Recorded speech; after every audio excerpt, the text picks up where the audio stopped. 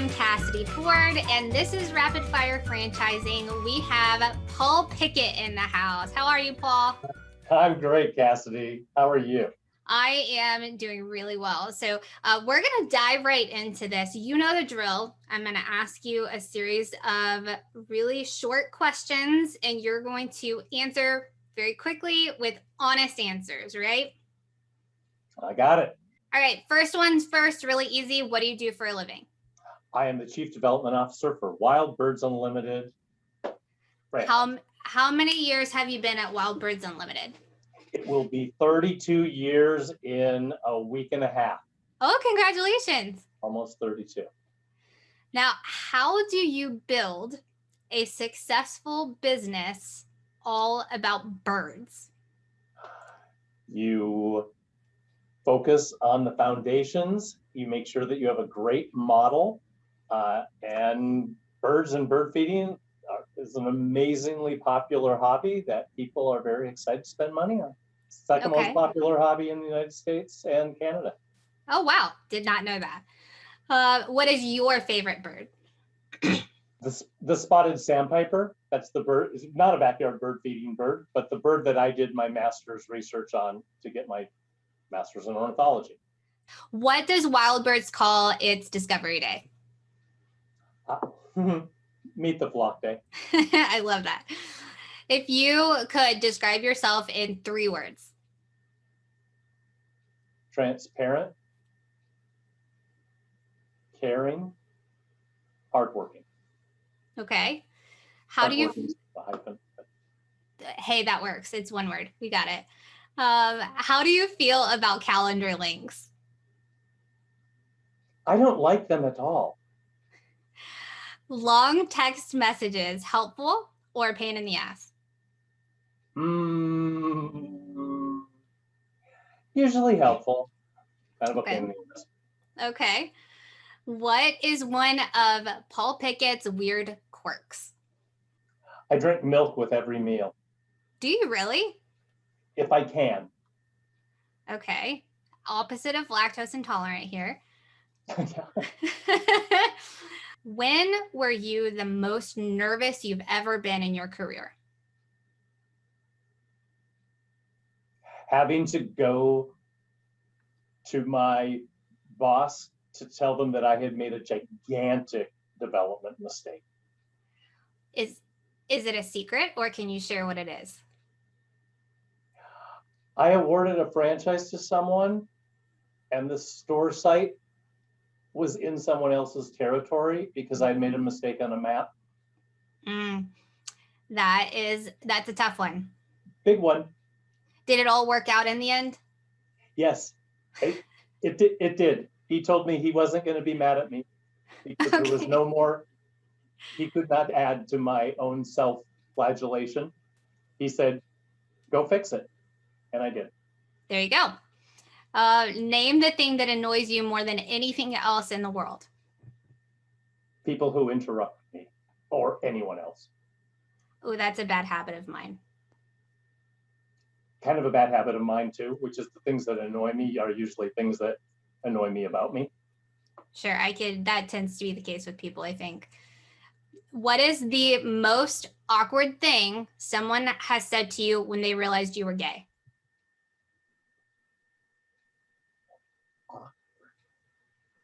Well, you don't look gay, or do you know my cousin? The gays all know each other. Right. It's like me being from Texas. Everybody is like, oh, do you know so-and-so from Dallas? And I'm like, no, I don't. Correct. Actually, now that I think about it, not very rapid fire, but you don't seem like a bad guy. That was an awkward conversation. How did you respond to that? I said, I'm not. I mean, how else can you respond, right? Yeah. Okay, so that leads to this next question. What is worse, hate or willful ignorance? Oh. Hate. Okay. Those are hard, man. That's like, yeah, right there. Right there. We'll call it equal. Hate is no. Hate. You got to pick one, right? Hate. Yeah. Hate Hate's worse. Okay, hate's worse. Is your greatest achievement personal or is it professional? Personal. Are you willing to share it? Yeah, my greatest achievement is just, this sounds so arrogant. I spread joy. I'm an energy giver. So, you know what I mean? That kind of thing. That sounds so arrogant. Sorry. That's not arrogant at all. That's an honest answer. Okay, Right. we're going with it. In 15 seconds or less, tell us why franchising is important. Franchising gives people the opportunity to realize their dreams and goals of making a difference in a way that going it on your own would never allow most people to do. I am totally on board with that. Yes, absolutely. So how do you think then that we can best educate future entrepreneurs about the opportunities of franchising? I think just being out there, talking about it, sharing the joy, sharing the stories of success realistically and how much work it is, even in a franchise. So just getting out there and being vocal, being visible. Totally true about the honest aspect of that. What is an important thing that one important thing that you would share with someone at the outset of their franchising career? That this is about you and your efforts. It doesn't matter if we provide all the tools in the world. If you don't use them and you don't put your own heart and soul into it and implement it, it's not going to work. Okay, good advice. This here is a little shift. Now we're going to do first thoughts. So word association, the first thing that comes into your mind. And then we're going to do this or that. So are you ready to do really rapid fire? Yep. Okay, mentorship. Growth. Sorry.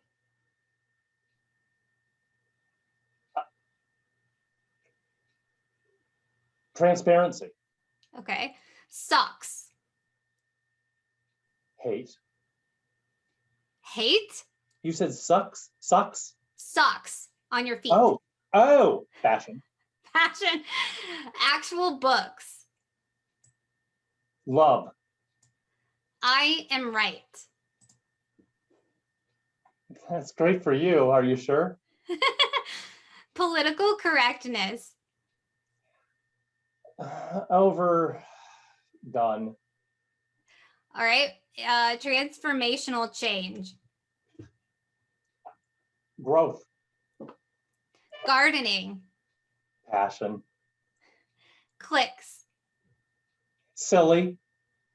Cocktails. Not silly. Maybe not silly. Silly after the fact. It's okay. Yeah, it may be dangerous. That's silly. All right, this or that. Franchise space or franchise industry? Franchise space. Political correctness. Wow. Fight or flight? Fight. Plan ahead or follow the moment? Plan ahead. Listener or sharer? Sharer. Okay. You said socks for fashion. What socks are you wearing right now? Boring socks because I walked my dogs right before I came to work and I knew I wouldn't be visible from the down. So boring athletic socks today. What are your favorite socks that you own? A pair of socks that have songbirds on them that Michelle Rowan sent me years ago that are actually a little too small, but I wear them anyway. Have you told her that they're too small? I did tell her that they were too small, but that I would make it work. Love it. Love it. All right. When was the last time you kept an opinion to yourself and what was it? Yesterday. It was an opinion about being very transparent, even when it was politically unwise to have shared that conversation. This was somebody else we were talking about. Okay, sure. I respected the fact that they said what they had to say, even though it was a disastrous outcome. Have you ever been transparent and there been a disastrous outcome? Yes. Okay. Do you want me to share it? I would love for you to share it, actually. Just talking about something that I didn't want to be judgmental about with somebody, but I was judgmental, and I shared that judgment with them, and I tried to share it with love and intent, and it turned out to blow up in my face, and I didn't lose a friend over it, but I damaged a friendship over it that took a long time to rebuild. Sure. I wouldn't do it again. I would have just kept my mouth shut because it wasn't that wise for me to share it. It didn't need to be shared. What was the most recent thing that you had to ask for forgiveness for? Being short with somebody on my team, just being fast and rapid and not being as thoughtful as I could have been in my response. I had to ask for forgiveness for that. That's a good one. I think we all do that sometimes. How about this? Name 3 major things you've done in your career to get out of your comfort zone. Learn to be a public speaker. Learn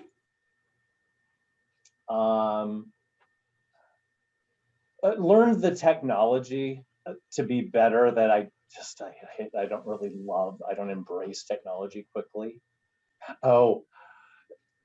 Leadership training and learning when to just shut the heck up and let it fly and watch someone potentially succeed and or fail and just do a little more hands off. That was a big leadership thing I needed to do. That was hard. That was my next question, is what kind of reward you got from one of those? And let's talk about the last one. So what was rewarding from that? I learned how to get out of my own way and let my people soar. And the reward is so amazing to watch people grow in their own career and professional and personal lives and become more confident and become big players. That has been amazing. You have a lot of friends in franchising. What is something that none of us know about you? I'm so transparent. You got to dig deep.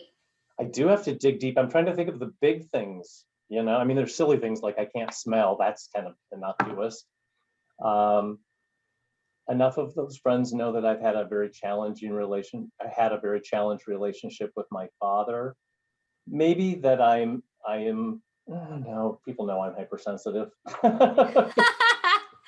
What is the thing that you have been the most hypersensitive about? How about that?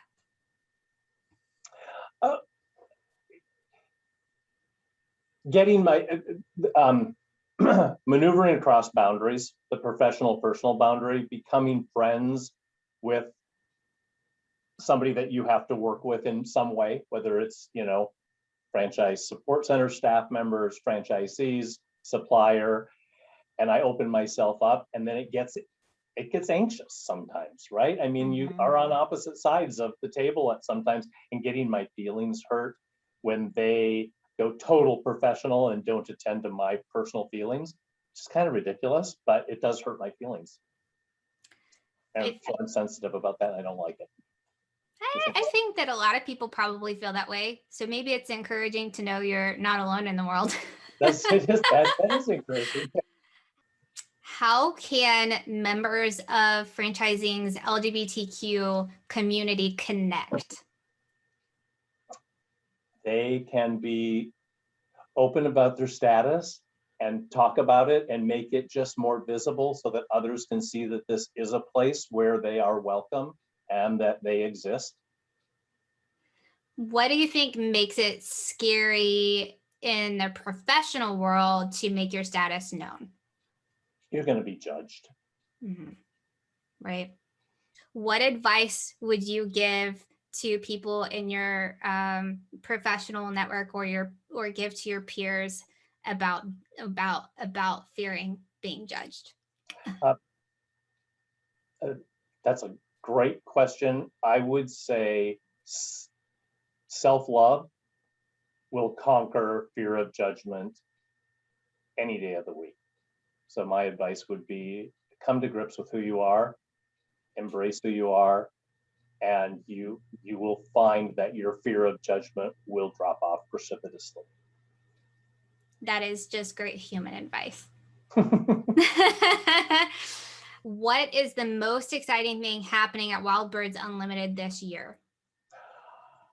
I just think exponential growth in the number of customers who we are sharing the joy. So, which then translates into strong sales, which for our store owners, even though they're incredibly exhausted and busy and doing a great job. And then that always feeds into development numbers because more people are excited about it and want to get involved. So the more, when we add new, we hit so many more people that we can share the joy of engagement with birds and nature. What is an organization or a cause that Wild Birds Unlimited is supporting right now that we could get behind? Big one is Save the Songbirds. So many songbirds have had so much habitat erosion and so many things. And so working with Wild Birds Unlimited through Cornell University, our Cornell Laboratory of Ornithology through Cornell University, National Wildlife Federation for creating your own backyard habitats. Those are things that people can get really involved in. You can just go to our website and find it. Okay, cool.